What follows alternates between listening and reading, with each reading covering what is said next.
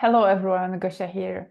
Today I'm super excited because I have a new guest to introduce to you, and I have a sense that this conversation will be amazing for all the highly sensitive people. And I have a sense that it's going to be a lot about personal boundaries, navigating relationships, and finding a sense of belonging, a sense of home within. So let me introduce to you Grace Kerina. She's an author and a teacher who champions quiet people. She writes books for highly sensitive people and helped many, many authors for over 30 years as a writer coach and as an editor. She also writes fiction under her name, Alice Archer. So hello, Grace. I'm super happy to have you here. I'm so happy to be here. Yeah, this is amazing. For those who don't know Grace, I've just given a little bit of introduction before she's joined. And before we started recording, we were just talking about how highly sensitive people actually have to embrace their power, not just ability to survive and accept the fact that they are sensitive. And here's where I wanted to dive right into the first question, Grace, because you said your first article, was it like first article that you said power to high sensitives? Just tell me about how do you see this completely different from the narrative that we see, like basically most of the places, the communication that we hear, the books. So do tell, how do you see this message that we're going to share with people today different from what is out there? I love what's out there, first of all. Like, I think it's necessary, and there are a lot of different entry points for highly sensitive people. And as someone who is really suffering from their high sensitivity or from their childhood wounds and trauma, then having any access point is fantastic. There comes a point, I think, though, where there's a complacency that can set in where it's like, okay, I'm highly sensitive. The world and my society, or Western society anyway, is not super supportive of this. I'm always the one who's saying, I can't hear you if you want to have the stereo on at the same time. So either we turn off the stereo, or we have a conversation, or the lights are too bright, that sort of thing. But there's a whole landscape beyond being empowered to speak up about those issues. And that whole landscape involves all the things that we bring to the world that the world needs. And so that's one of the reasons I love your podcast too, is this, the way it happens in my mind, the words that come to mind, that is a sense that I feel like I share with you, is this fierce championing of highly sensitive people, where we're not the retiring, priests in the castle only. We are the people who bring the power to change the world in a lot of ways that has been latent. And I love, in a way, shocking people into that space by saying, hey, wake up to this aspect of yourself. Like, sensuality is part of you, so embrace it. Or all kinds of other things where, I don't know, I just feel this fierceness that, and you seem to have that too, which really resonates with me. And I love that you started with saying, after I introduced you from the standpoint of power, that you said, I love all the entry points, because it's so interesting. I love your grounded nature, whereas I can skip next to the next point. I tend to do that, skip to like empowerment and skip to all these things. Accepting what is like the entry points of softness, the nurturing, the validation, all these things are super necessary as well. And I love you combining that with the fierceness and empowerment and championing, which is something I loved how you do in the ebook that you share on your website. We're going to post the details Okay. to how to access it later, but it's so fascinating how in simple words you just bring those elements of changing how to see sensitivity into something that is empowering, something that helps us thrive in this reality. And the same thing you do in your book about boundaries, right? You seem to have a really focused view on how boundaries would look like. And I completely support this. I resonated so much with this book because it collapses all the ideas I'm working on, as in centering and grounding our awareness, not just trying to shield ourselves, not just trying to stay away from people or escape or withdraw, which is the natural reaction that highly sensitive people do. And it's, you know, it's the first reaction, it's kind of this knee-jerk reaction. But doing something counterintuitive, which is completely like centering ourselves in our truth, is something you so well describe in your book about boundaries. And I think the question that comes to mind about it, how did you get to put that all in your mind? How did you get so clear about that image and that being the pathway to enforcing boundaries in the first place? The little boat that, Yeah, the little yeah, boat and yeah, like keeping to your truth, keeping to your center, all that stuff. Yeah. yeah. So the book is Personal Boundaries for Highly Sensitive People, and it has to do with what I call staying afloat when they're rocking your boat. Um, and it's about grounding. It's funny that it's a water-based analogy, but it is about grounding because for many of us, the world is always in motion and we can't find our footing. And somehow I think the boat analogy just takes us out of all of that and puts us in a peaceful place that you pointed out, actually, where water has so many associations for us a lot of times in the liminal space and all of that. But as far as how it came about, I had been working kind of semi-consciously on these skills, on boundary skills, for a long time. And they became more conscious when I was in various roles working at a company with two women, a creative, what was it called? I can't remember the term for it, but they were interior designers who had a lifestyle. It was a lifestyle company. And they were super strong personalities and very different from each other. And one of them was very highly sensitive and hadn't known about that trait. So I was talking to her about it, and she had a lot of struggling with boundaries. And so it just popped into my head to think about a boat, because she was so creative that it's almost like I needed a metaphor for her to be on board with it. And so I thought about the boat, and she just loved it, and it really worked for her. So that made me more consciously think about how it could all work. And so at that time, I put together the steps, and part of what I wanted to do was make the steps, other boundary books have a broad view, like here's why to have boundaries.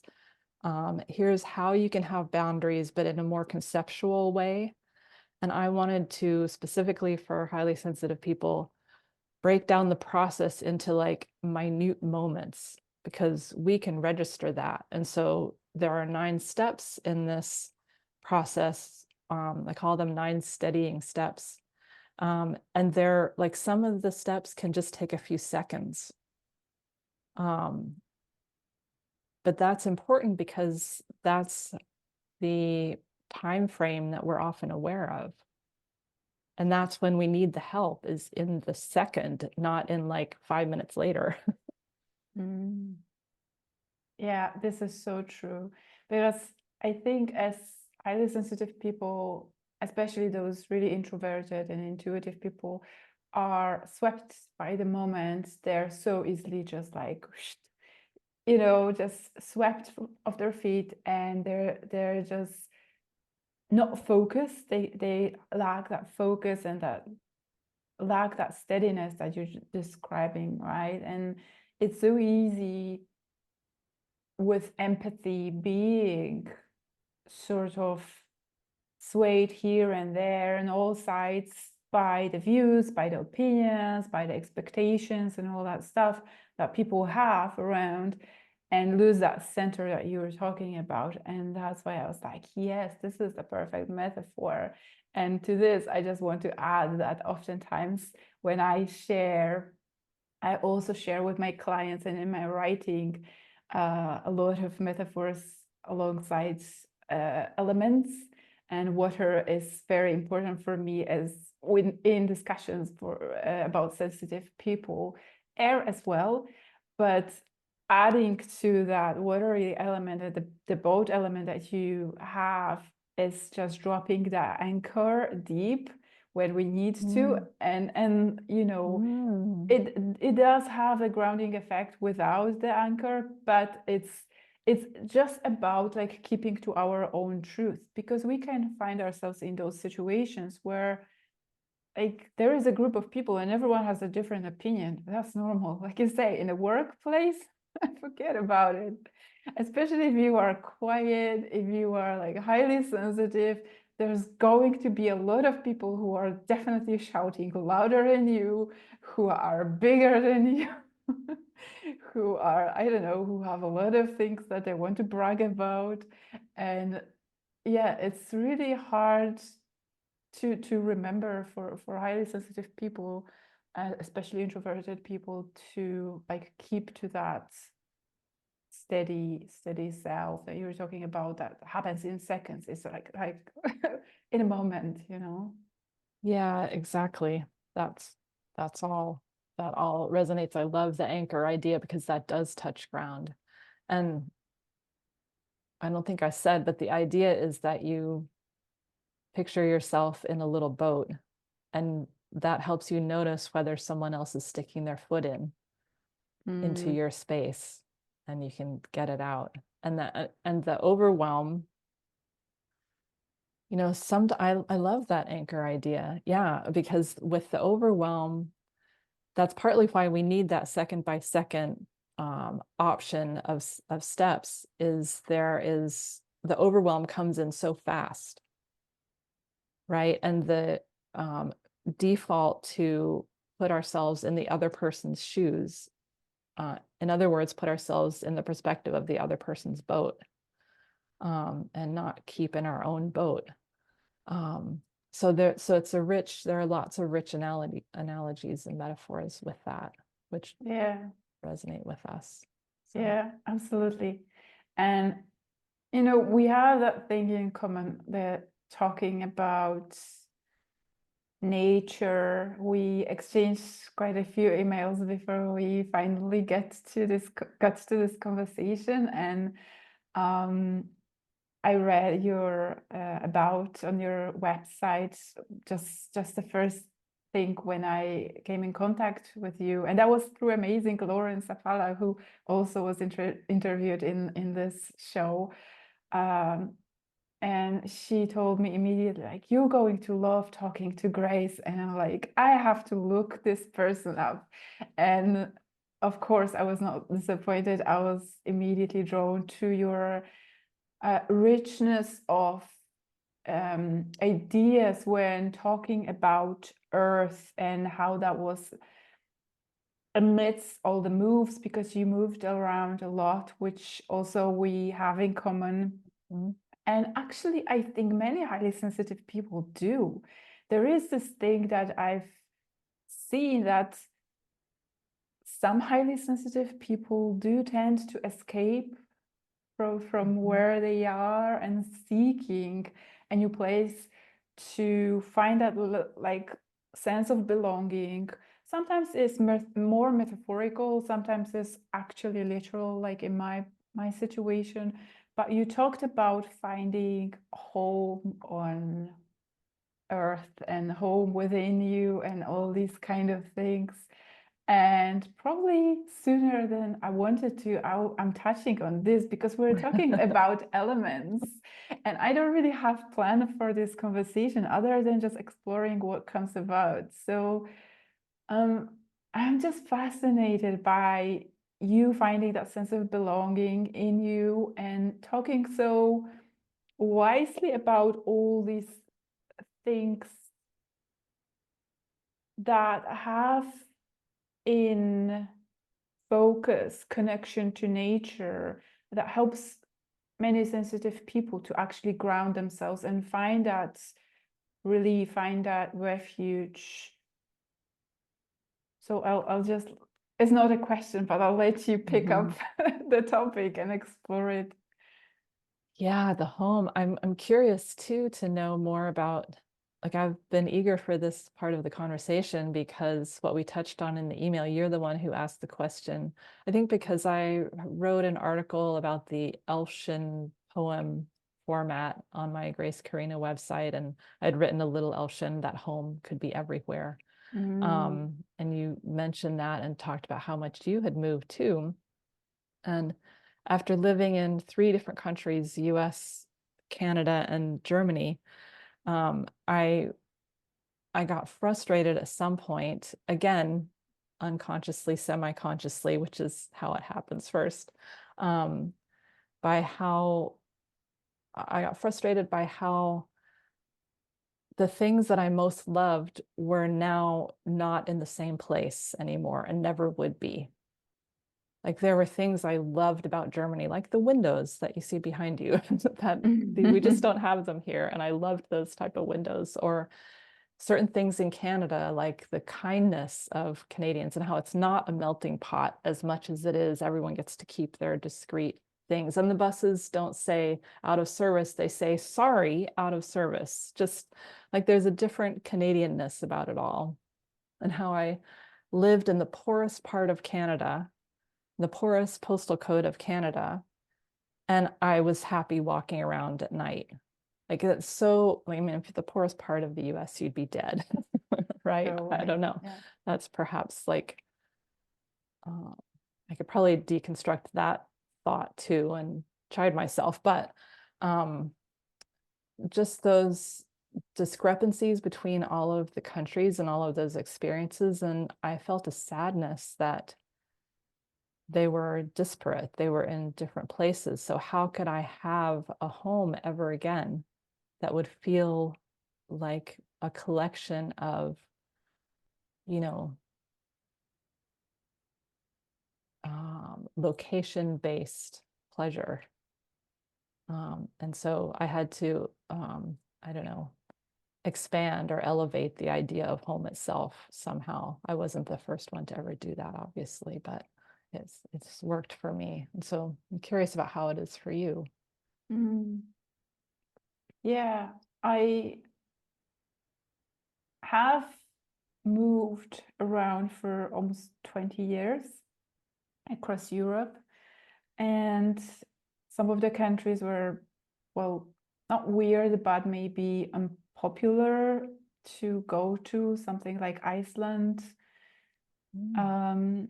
and Hong Kong. That was for a short while. That's not Europe, obviously, but I don't even include that because that was short stint. But I think, and I actually do know, that what urged the moves were escapism. It was a form of escapism that was also propelled by my ambition and needing to express myself and not finding a sense of the level of communication and understanding that I thought I would find as a very sensitive person, very creative, very ambitious, someone who wanted to explore all these things in Poland, because Poland, where I come from, is quite, let's put it, a densely organized energy that has a lot of collective trauma in it, and that does hang. It also has a lot of that earthy element to it, like many Slavic cultures do, that have these old correspondences with Earth, which I hadn't been able to explore when I was young. So as I started moving around, I was seeking basically something that would allow me to feel like home. And needless to say, it was never about the place. And sometimes I would feel even more separate, more isolated, because obviously now I was also a foreigner in a different country. So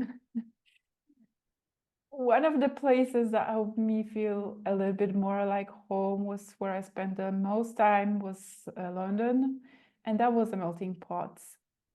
And that allowed me to be who I was to the extent my psyche allowed me, because everyone was different and everyone was like from somewhere else, and it was just a melting pot of all cultures or personalities. But the pressure of the city obviously wasn't built for highly sensitive people, and there were pressures of this and pressures in general that I didn't enjoy. And basically what allowed me to find a home within and find that sense of belonging that I was seeking, you know, living there, living in Spain, living in Portugal as my last sort of chapter, was focusing and actually knowing at that point that, you know, I can't keep moving around, although I may be moving around, but not for the same reasons, not the same unconscious reasons, but more for adventure and play, but not seeking something that I was meant to find within. And these places is where we actually ground ourselves, again, the analogy to Earth, into our bodies, into our senses that highly sensitive people seek to escape from because they're so overwhelmingly busy and, you know, feeling like they're attacked by everything. But when we able again to anchor ourselves within, which is what I had done in the last years, it's where I found a connection to not only self and that sense of home, but also more ease to relate to people of all different walks of life, different cultures, because all of a sudden I was not feeling threatened by them. I was able to come from the point of like, here is who I am, take it or leave it, you know, which is that would be easily swayed when I was, you know, especially in London. A lot of my insecurity and all that was, I actually got a lot of hits and you know, from that point, that made me doubt myself in so many different senses. And that was because I still haven't explored that sense of grounded awareness and sort of validation that comes with, like, you know, stumping my foot and saying, well, this is who I am, take it or leave it. You know. Right.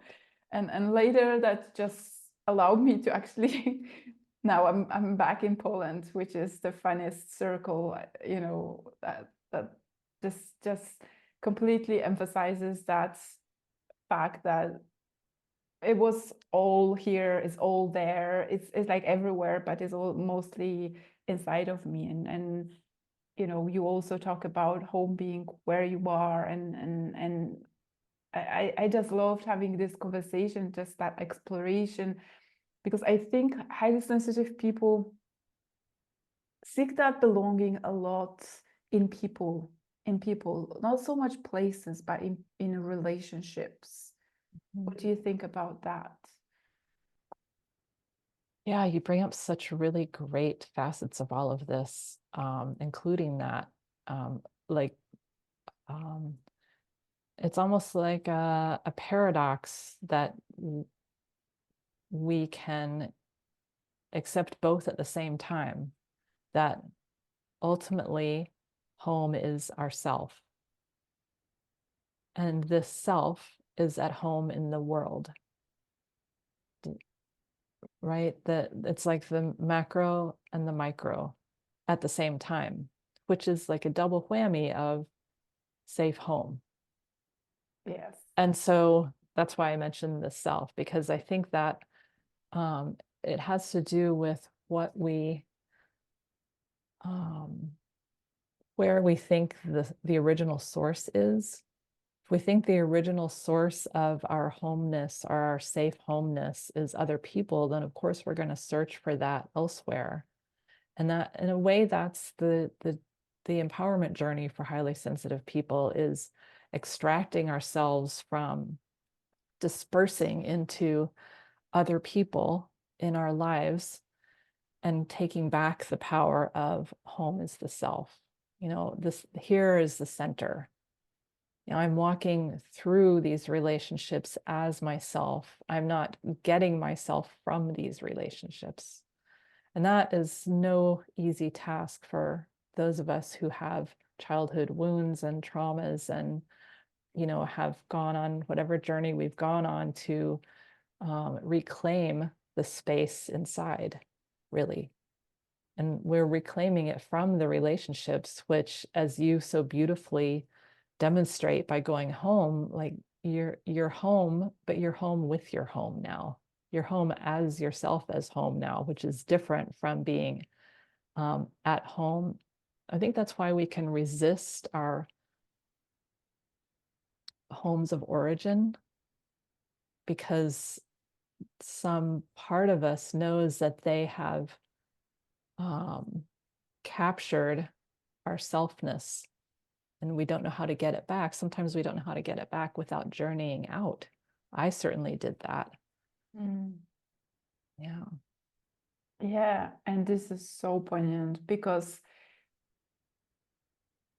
just for your reference, I'm actually in my family home right now after You 20 brave years. soul.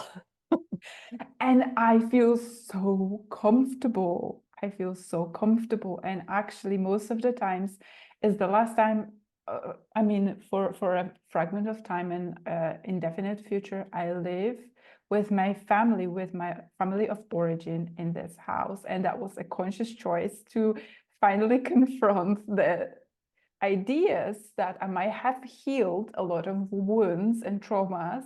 But of course, like one of probably Buddhist sayings says, you don't know if you've healed the wounds until you've spent a week with your family again or something like that. Right? Just if you feel like you're enlightened, go and spend a week with your family.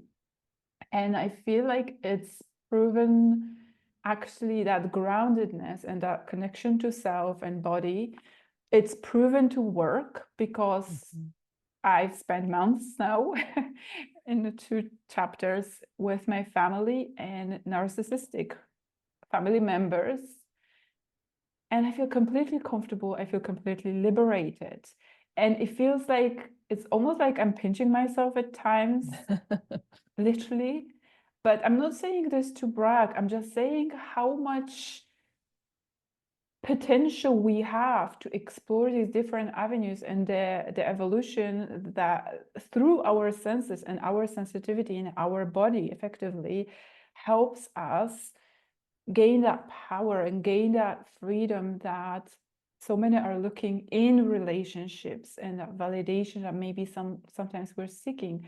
And what you beautifully again brought to the aspect of what so many highly sensitive people grapple with, the traumas, the relational traumas and woundings, because these are the things that really define a lot of reality for highly sensitive people, a lot of patterns that they struggle with on a daily basis have that origin in the first dynamics with mom and dad, siblings, or whatever community they were brought up in.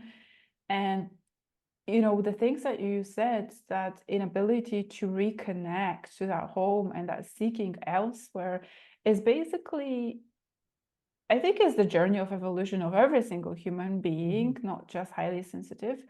But I think that for highly sensitive people, it's especially hard because of the amount of relational traumas of being so sensitive and effectively becoming so attuned and seek these connections and seek this anchoring that we should find within, but finding that I'm trying to find that anchoring through other people.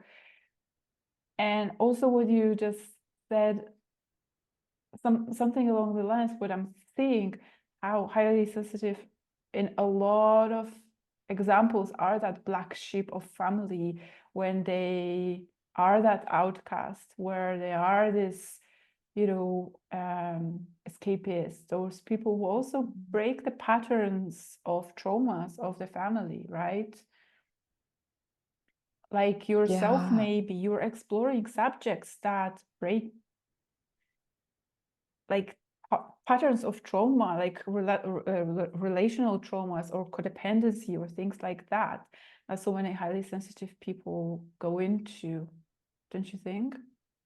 Yeah. And I think it can be, unless we have the support of a mentor who has our best interests at heart and who knows how to guide us, which how many of us actually had that? I don't know. But unless we have that, I think it's sometimes super necessary to leave in some form or another. And if someone doesn't leave physically the homeland, then they might leave through other assisted ways, which you talk a lot about in your podcast, which, that's also keeping us from coming home to the self. But like, I remember when I first got into environmentalism when I was a young college student, and I was trying so hard to, my father was a very dynamic and forceful person. He wasn't a narcissist, but he um, had a lot of strong opinions that he didn't try and push on me, but I found it very hard not to feel pushed upon because I didn't have skills from other relationships. I had some other wounds. And I remember trying to talk to him about environmentalism and wanting to go and get a job somewhere. And he so sweetly, he said, well, I was living in Tulsa, Oklahoma at the time. And he said, well, I have some connections in the oil industry here. I could probably help you get a job in an environmental department of an oil company. And my whole mind just went like, I got to get out of here because this is not it, and I would have found it like with that kind of, um, innocent misunderstanding, even not even trying to wound me, like I couldn't find myself in that. And so I think that there can be a healthy type of leaving, whether we physically stay in our homeland or not. We can stay in our homeland and then say, screw this, I'm going to go find some people in this area who are more like me and who can understand me. Or we can go into like, I'm just going to listen to music all the time and draw in my notebook and not address this and like look away. Mhm. Or I'm going to leave and move to a different town or a different country and also still not address it. Like the journey is, there are myriad ways, and I certainly um, left places as opposed to going to places. Like I've lived in about 80 places, and I certainly, many of those moves were, I got to get out of here moves. There Wow. were increasingly moves that were like, oh, that's a better opportunity for me there. I'm going to go to somewhere. But when I look back and I make a distinguishment between, I distinguish between what was I leaving and what was I going to, it's very clear that I was searching for, now I know myself, that anchor that that we talk about. And Mm. so I can relate to your journey as well for that reason. Wow, this is so amazing. Actually, like there is so many different ideas you're touching upon, and like 80 moves. I mean, this is mind blowing. What was I thinking? And it's funny because paradoxically, it would imply that that would destabilize you so much, but instead you found a way to like really ground yourself and just literally took something, the challenge of it, to like, how can I make this work? And on one hand, I completely resonate with this, and I completely support the times that we do have to escape. We do have to like get the hell out because it's wrong for us and we feel it. And highly sensitive people, especially, they feel so strongly, so acutely things that others may deflect or they can block out of their awareness, and they may just make something like you just described. It may not be a toxic situation, may not be, but we just feel like like I just can't deal with this. This is too much. It's not for me. And we're looking for that. It's not necessarily a sense of escapism, as in like, I don't know, but it's a way of aligning ourselves to something that feels better. And we always have that feeling sense that we're seeking somewhere that will make us feel better. And this is something what every person does. Like highly sensitive people who feel a lot, they have it so much more, like this gauge is so much more sensitive. Finally, yeah. Fine-tuned. And although it exhausts us and it exhausts highly sensitive people, and it may just really destabilize them to have that contrasting situation that feels so off, even though maybe it's not toxic or something, but it just feels not right, that we have to find somewhere else.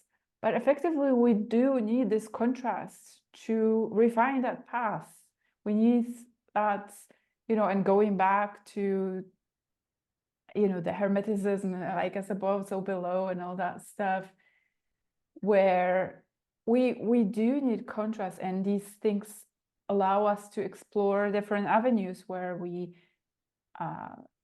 it may seem like it's a mistake, but it's never a mistake. These are parts of the journey, and we just launch ourselves onto a new chapter and to a new chapter.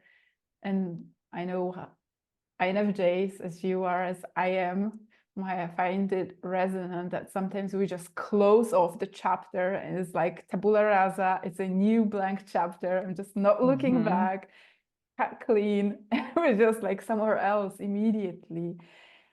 And I know for many people, it feels very radical as well. I've been called radical, definitely, many times. Yeah, same. Same? Yeah. Yeah. And it's like we have to keep on moving. We have to keep on seeking, right? Yeah, what you're saying makes me think, I haven't thought about this before, but it seems like what's happening when we're leaving, at least for some of us, and certainly what happened with me, what I was doing is I was trying to habit shift, like staying at home in that environment with my family I was so immersed in the habits that I couldn't find my way out. It was like sticky. Like I could see it. I could know that I didn't want it, but I couldn't break out of it. And so going somewhere else helped me to forced me to have new habits. And then what happened is by moving again and again, it became clear what was always the same, and that was me. Yes. Right? No matter where I was me. And I could finally see me because I was the thing that wasn't changing from place to place. Yeah, this is so amazing. I love this, Grace. I absolutely adore this because although I knew about this because like we cement ourselves into these roles, and like you say, they're sticky, and it feels like they're so perfectly combined, like puzzles that you can't. They're just this puzzle is so cemented in the whole picture. You just can't just break it off and just be this so kind of little puzzle piece somewhere else floating, right? Right. But it's exactly what you said. It helps us see that there is an entity in it. There is something solid or something that's not changing. Only when you keep on moving and kind of fit yourself into all these different relationships, different places where you finally kind of like filter out all the things that you were and what is actually me. And that does take, in my view, because in the last years I've been doing this extremely focused because I knew that I had to dust myself of all the like remnants of all the places, the people, the stuff. I was like literally living in a complete hermit mode for 2 years. And it really allowed me to do that. I know not many people will have that ability or that privilege or that, you know, possibility to find themselves in absence of all these influences, which are the things that sway our opinions, sway our sense of identity and self-image and all that stuff. But paradoxically, it's always through the relationships and the interactions we can find that crisp image of what is us, right? Because we otherwise, yeah, it's very interesting. Right. I think of, you make me think of how I use this analogy a lot, the Venn diagram, where the intersecting circles. And I think that's a way that I see relationships. And so at first, I was a circle that was wholly enclosed in another circle. And so that was hard to distinguish what was me. And maybe some parts of my circle reached the edge of what was expected of me or my habits from growing up and peeked out of that circle. And so I got a little edge of, oh, that's just me.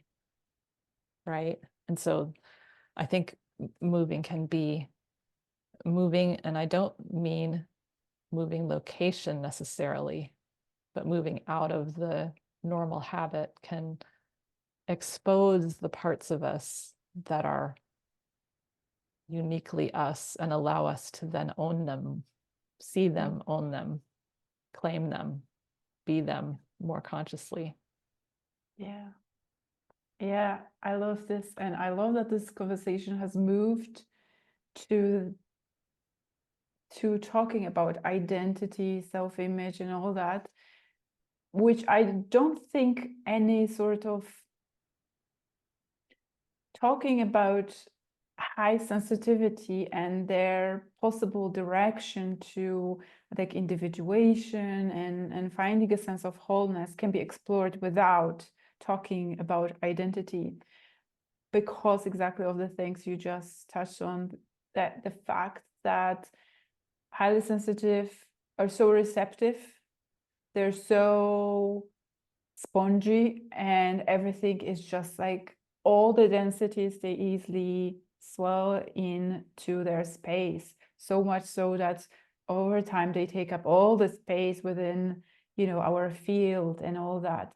And it's hard sometimes for me to verbalize all the things that I feel and see when I feel and see energy, but Venn diagram is really a good one, and that circle in the circle, because it shows how sometimes a highly sensitive person can be completely swallowed into another person in to bring it to reality that shows usually as codependent behaviors and habits of completely agreeing and adjusting and adapting and adopting the ways of the other person, whether that's a loved one or that's a friend or family member, and that enmeshment that happens where they can't drop that anchor when the highly sensitive person can't see themselves for see the forest for the trees.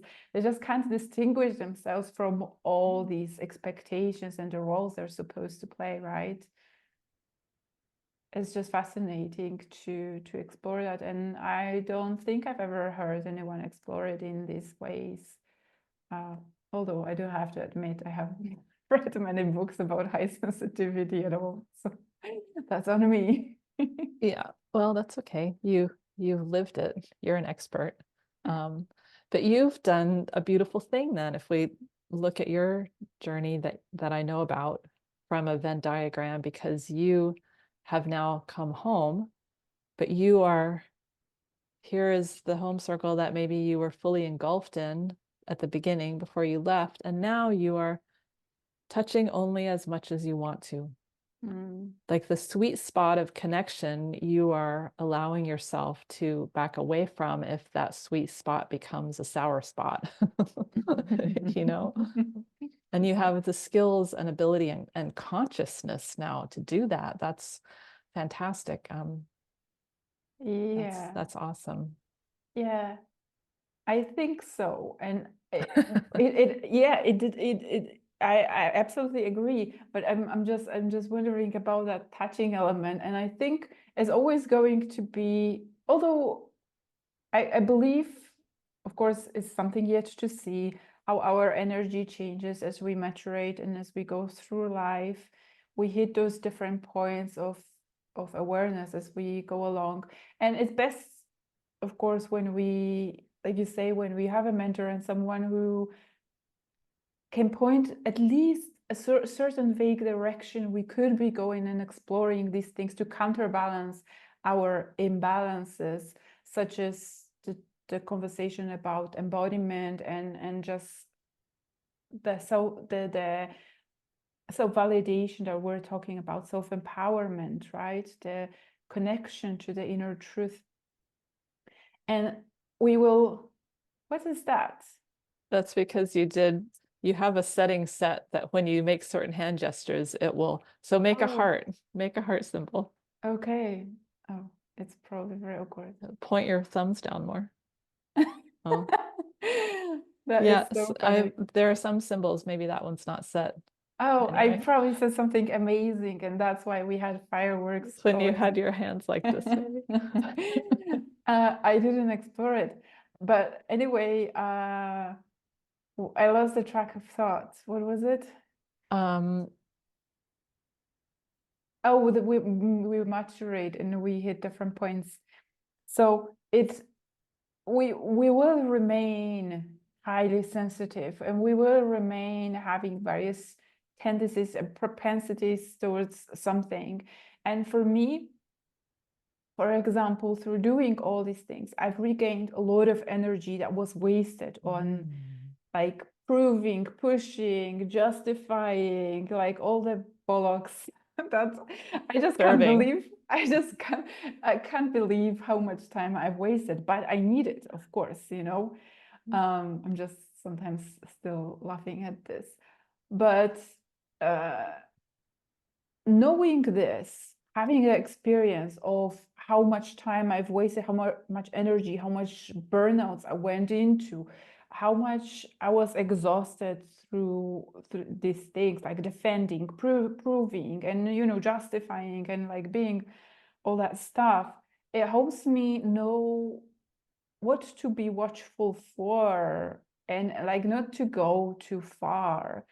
So essentially the things that make us burn out and like go into these sticky relationships or go into these things that we don't necessarily like, and maybe they cause those relational traumas, they will always inform us in the future, because maybe even more so because they're so painful to highly sensitive people, we won't have to go into as much of those. We can just touch, like you said, these things, and we're just like, oh, I'm not going there because I already feel this is going to be too sticky. I feel this situation, I've been in it so many times and I don't have to go there. Or I can completely like express myself in a completely different way that will prevent me of getting those sticky things going on. We can just, as watery and airy kind of people, kind of dodge the bullets and just dodge the stickiness of the situation when we just don't go into certain dynamics as we used to. Yeah, that's so true, because it's like our pains, our initial pains and wounds, when we heal, and I love your focus on mind-body healing. That is just spectacular. It's so helpful. When we heal those wounds, we don't lose them, we recalibrate.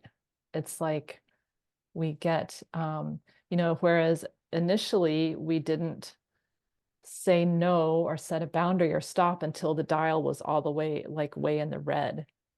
But when Yeah. we heal, we gain the ability to be like, nope, that's a Yeah. no, you know. I don't have to wait until it gets to here. I'm like, nope. Yeah. Are you doing that as well in your life? How is that Oh, working for you? Because yeah. it shows through your words in your books that you're already like well aware of this gauge, this.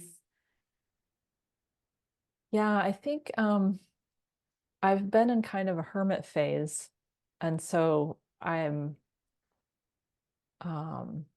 I tend to focus in on big things at once, and I've been focused on the work stuff, but I feel the need for more community. And so the the gauge is going to be helpful for that. But Mm, yeah.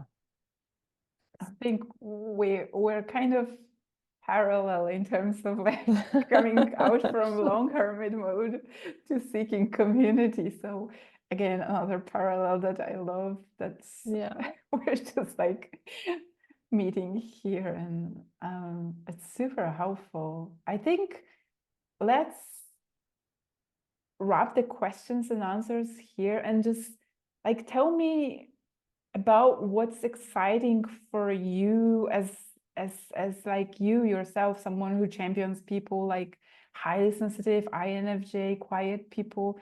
So do tell. I love your books, and I know you're doing a lot of other stuff. Yeah, thank you. Well, for about 30 years, I did editing and was a managing editor at a publishing firm for a while, and had a lot of adventures and journeys there. And it's one of those things where just because you're good at it doesn't mean you want to keep doing it. And you talked about that in your podcast with Sarah. Um, and so that precipitates a shift to something else where people can say, why aren't you doing that anymore? But it's because I am being pushed to go in some different direction. And it's been a journey. It's been a journey about um, what are the things that, it's almost a parallel to the um, what stays the same while moving from place to place. It's like, Mhm. while focusing on publishing, helping people write, or coaching. I was doing life coaching for a while, or bookkeeping. I do bookkeeping on the side too. Like, what stays the same? Because as the years accrue, that thing that stays the same is what most interests me to zero in on. And like, when I was a bookkeeper a while back, I had a waiting list, not because I'm a super great bookkeeper, I'm not, but because I was kind. And people would cry and say, my previous bookkeeper said I had to do it this way. And I would be like, pish posh, there are lots of ways to do bookkeeping. Let's figure out your way. Right. And they would. And so people wanted something personalized. And so what excites me now is more and more seeing what comes toward me as wanting me to focus on, right? Mm. As opposed to me pushing the focus. And so I still have my fiction writing. That's a very slow process. It takes me years to write a novel. but and that's under a different name, Alice Archer, but in my Grace Kerina work, I've been going into a weird direction where I restarted a very part-time bookkeeping business just to stabilize some income, since the creative income can be all over the place.